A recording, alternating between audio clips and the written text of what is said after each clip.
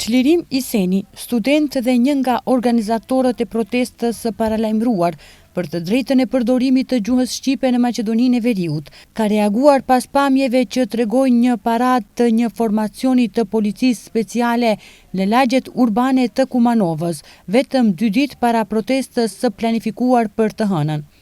Në pamjet e bëra virale, shihen forcat speciale maqedonase tek kryejnë stërvitje në rrugë dhe thërasin. Këtu ka vetëm Maqedoni, le ta mësojnë të gjithë.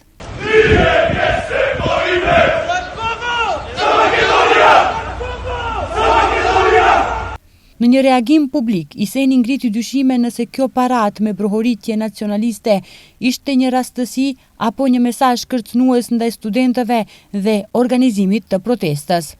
2 ditë para protestës së studentëve shqiptar për gjuhën shqipe, një tokë i policisë speciale të Republikës së Maqedonisë së Veriut parakalon me brohoritje nacionaliste nëpër Kumanov.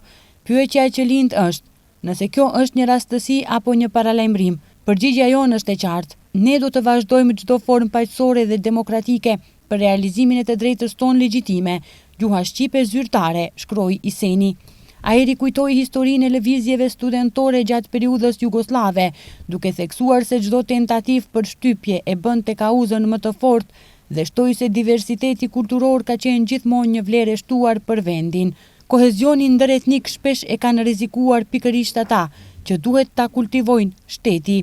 Le të kujdesemi për një shtet të ndershëm dhe demokratik për të gjithë, duke ruajtur orientimin euroatlantik të vendit.